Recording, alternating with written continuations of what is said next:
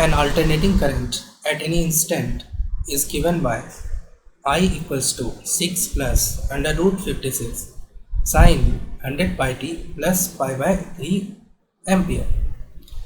ये एक alternating current है जो कि आपको दिया गया है। इसके दो parts. The R M S value of the current is fill in the blanks ampere. तो इसका आपको आर एम एस वैल्यू निकालना है। कुछ नहीं, बहुत ही आसान सा क्वेश्चन है। इसको आप इस तरह से सॉल्व कीजिए। देखिए, इसको दोनों पार्ट को पहले आप लिख लीजिए। सिक्स वाला पार्ट जो है डीसी पार्ट है, और सेकेंड पार्ट जो है ना एक्चुअली वो अल्टरनेटिंग है। अंडर रूट 56 साइन के साथ जो आता है ना वो अल्टरनेटिंग होता है।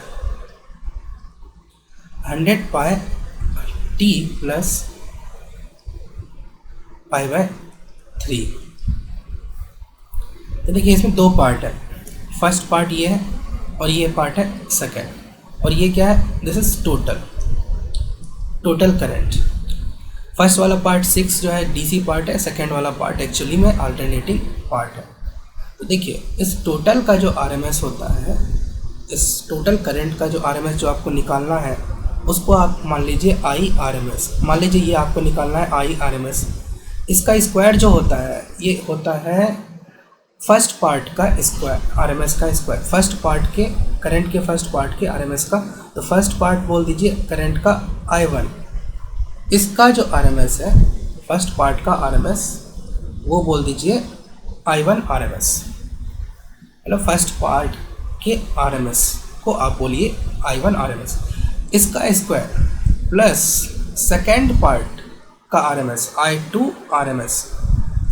I2 आरएमएस क्या बता रहा है? सेकेंड पार्ट का आरएमएस, इसका स्क्वायर। तो दोनों पार्ट के आरएमएस का स्क्वायर के सम के बराबर होता है आपका टोटल के आरएमएस का स्क्वायर। तो बस पाइथागोरस जैसा ये दिख रहा है, आप अब इसको सॉल्व कर सकते हैं बहुत आसानी से। फर्स्ट पार्ट का आरएमएस कितना होगा?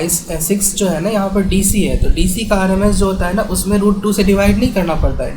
डीसी इज इटसेल्फ आरएमएस, उसकी आरएमएस वैल्यू उतनी ही होती है। डीसी की आरएमएस वैल्यू जैसे 6 है तो यहाँ पर 6 ही होगा। तो 6 का स्क्वायर, फर्स्ट पार्ट के आरएमएस का स्क्वायर कर दिया आपने।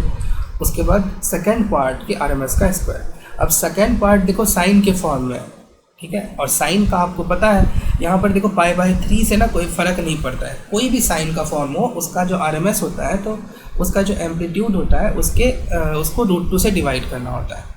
तो करंट का एम्पलीट्यूड यहाँ पर कितना है? 56। पीक वैल्यू कितना है करंट का? पीक वैल्यू को आपको √2 से डिवाइड करना होता है। तो पीक वैल्यू डिवाइडेड बाय √2 ये निकल गया सेकेंड पार्ट का आरएमएस। इसको स्क्वायर कर दो तो बहुत आसानी से सॉल्व कर सकते हो। ये 36 हो जाएगा। ये कितना हो जाएगा? 56/2। 56/2 कितना होता है? 56/2 करोगे तो ये हो जाएगा 28 होता है। इन दोनों को ऐड कर लो, 36 प्लस 28 को 6 और 8 करोगे तो 14 का 4 और एक 1 रहेगा। और यहाँ पर कितना हो जाएगा? 3 to 5 + 1 6, 64। तो बस यही आपका यहाँ से आंसर निकल जाएगा। आई आरएमएस स्क्वायर टोटल का जो होगा वो इसका स्क्वायर होगा 64। तो आई आरएमएस कितना होगा?